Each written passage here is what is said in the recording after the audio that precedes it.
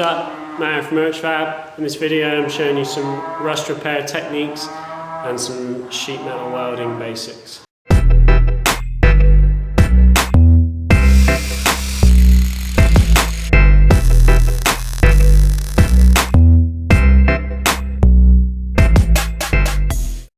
Alright, so I've got this piece of an old panel here, and we're going to pretend that this has got a nice rusty hole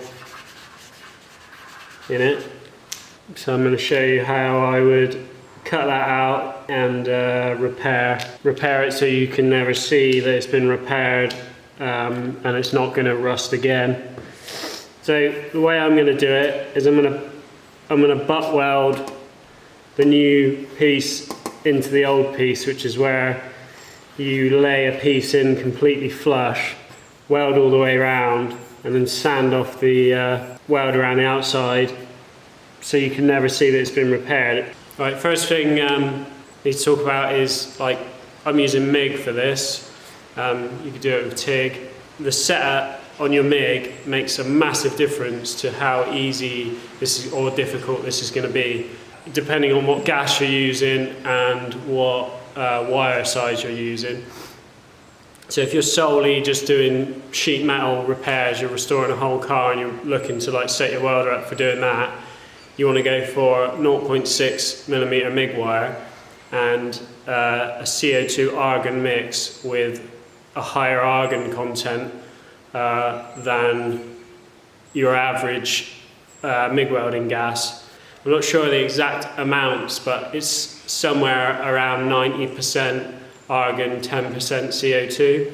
And the higher the argon content, the less penetration you get with the weld, the less aggressive the arc is. So the better it is for sheet metal. But if you're doing thicker stuff, you don't want to be using that setup for doing anything like structural. I worked in a restoration place for a bit, all their welders were set up like that. And then when I would come back to use mine, the difference was like massive on doing sheet metal, just how much easier it is to blow a hole with my setup of 8mm wire and 75-25 in comparison to that. So, and then again, if you're in your garage using straight CO2, trying to restore a car, you're just going to be pissing in the wind, because it's like, that is fine for really thick stuff, but once you try and weld thin stuff with it, you got no chance. If you're doing like all-round automotive stuff, building a roll cage, building a chassis, doing sheet metal, then 8mm wire, 0.8 wire, 75-25 gas, you know, you can do it all with that. So that's what I use. So that's what we're doing now. All right, so there's a couple of ways you could go about this. You could make yourself a plate that you're going to use, sit it over the top, like cut the plate out first, sit it over the top, and then scribe around your plate, and then cut the hole out to match your plate. But what I do is I'll cut out the rust hole, mark off of the hole, and then cut the plate to fit that. What you don't want to do is, so get your grinder, cut it out with the all the paint still on it, cut your hole out, and then go around after and clean up the edge, because what you'll do is you'll end up thinning out where you've just cut that edge, and then you're trying to like clean up what's there. You'll end up thinning the edge of what it is you're about to weld to. So you want to get all the paint off in a nice like flat motion, so you're not taking any thickness of the steel away. So when it comes to you know, how much you actually want to cut away, me personally, if the rest of this panel is in perfect condition, I want to leave as much of it as possible, so that you're retaining as much of the original shape as possible, unless it's less time consuming to replace a whole panel.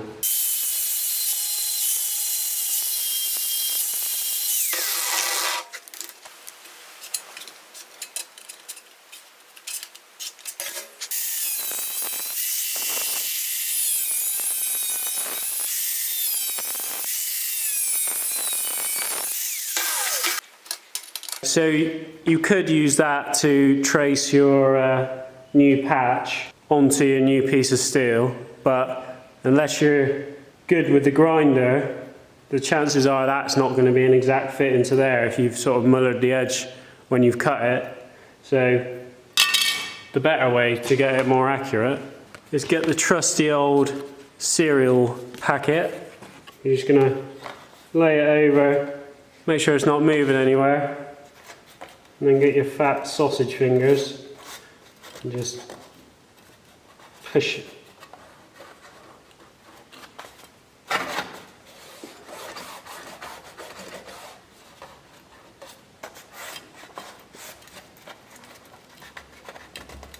It's going to be a lot easier obviously when it's on the car, because the car can't move. Don't know if you can see, but it's left a really defined, accurate line that I can cut along.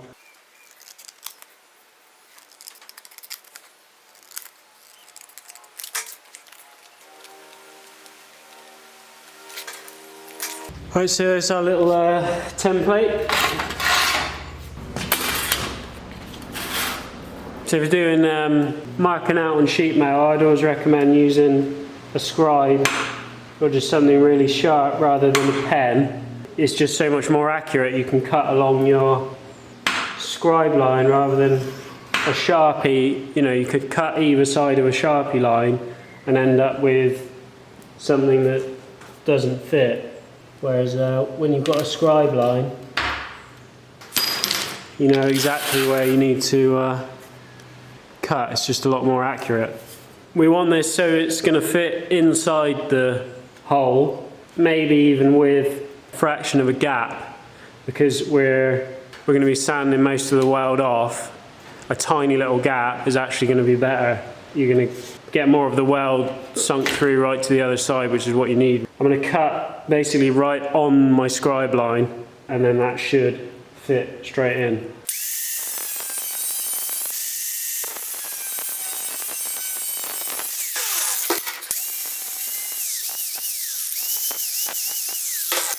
And again, when you're taking your burred edges off this, you really want to try and keep the grinder flat so that you're not thinning out any of this edge that you're going to try and weld to. Right, so next thing is you want to try and get your plate into the shape that your panel is before you do any tack. So you would probably be tempted to maybe stick that in, tack it, and then start bending this with the tacks holding it in place, but then you really risk losing your original shape.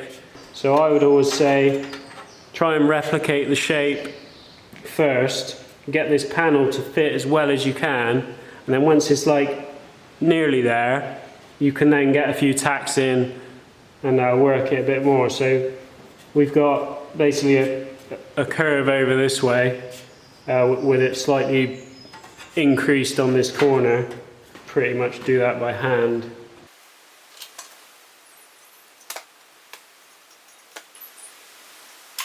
When I tack this now, I'm only going to tack it in the places where I've got a perfect flush fit up. Imagine this is your old panel and this is your new panel. If your new panel is stepped up like that, when you come to grind the two flat again, you're then thinning out your new piece of steel that you've just put in, or the other way around, thinning out your original. You need to really take the time to make sure that every bit of the join is flush, like top and bottom. So when you grind it off, all you're grinding off is the weld, not any of the actual new or old material. Right, anytime you weld in anything that's been painted, I pretty much wear a respirator anytime I'm welding anything, but definitely if it's got car paint on it, if you're restoring something, it's probably got really old paint, you've no idea what's in it.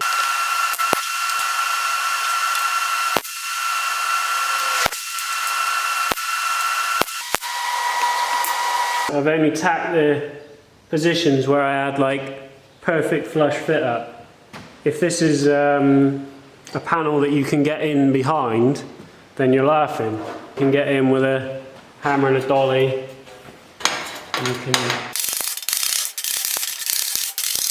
You can do it like that, and it's easy peasy. If you can't get in behind it, if this is a sill or something, then you're going to just have to take a lot more time adjusting it, getting it to fit.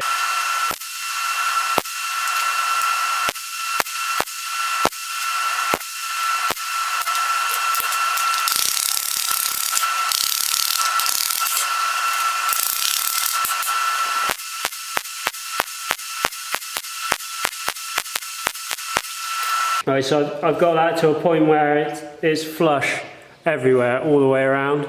You know, there's no steps. If you run your fingers over, there's no steps to anything. You have to really take your time when it comes to doing the actual welding, because if you now go and just blast all the way around here, you're just going to warp this whole panel completely. So you either want to use compressed air or get a rag and make it wet. And then every time you do a little bit, stick the wet rag on it, let it cool, go over to this side, do a little bit here, let it cool, you know, come over here, and it is a really long, drawn out process that you need to have a lot of patience for. But even when I did those tacks for this, it was way too quick. If this was like panel on my car or something, I'd have even be tacking this in really slowly. I'm literally going to fill this in. I'm not going to try and run like a continuous weld in between any of these. I'm literally doing like a tack. Maybe 1, 2, 3 tacks, cool it, move over to here, you know, a couple of tacks, cool it.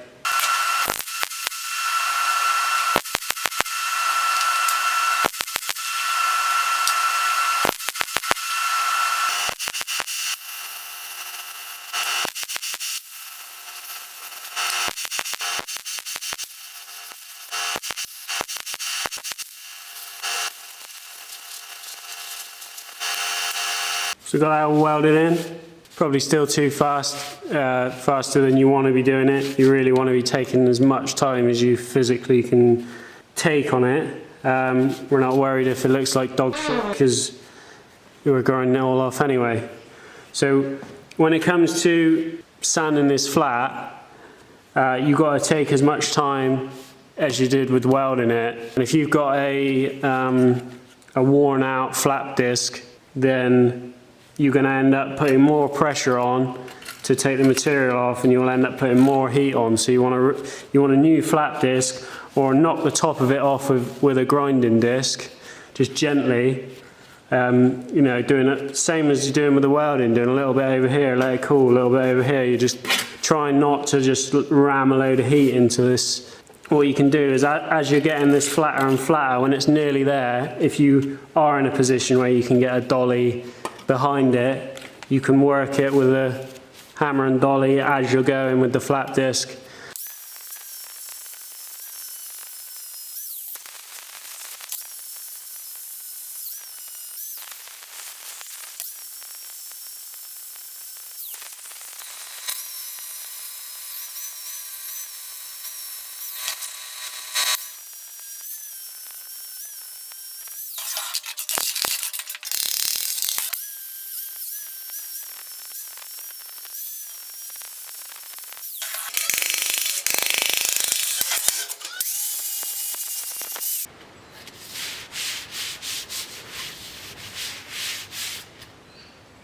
So there we go. That is almost invisible. You can see a bit of the edge of the weld there, but if I was to grind into the steel, you know, I could get that out. But like I said before, you really don't want to be taking anything out of the thickness of this. So when I'm grinding that, I'm like literally just letting the grinder just do the work. I'm not pushing into the steel, because you just don't want to be cutting away anything other than the welds that you've just put in. So it's kept its shape pretty nicely. I did have to get the dolly in behind it and just dolly a bit of the back of that weld just where it caved in a little bit, but you know, if you can get it like that, and then you're going to be doing all right. You can see the welds come all the way through. It's made a full join on the back, all the way around. So that's it. Rust hole repair, or you know, sheet metal patch, whatever you want to call it. So the main key really is just getting that plate as flush as possible when you put it in. Take your time when you're welding it so you're not warping anything. Take your time when you're grinding it so you're not warping anything. This sort of stuff you just got to have a ridiculous amount of patience for, and if you've got that, then you'll be laughing. So yeah, there you go. That's it for this one. Cheers for watching. See you on the next one.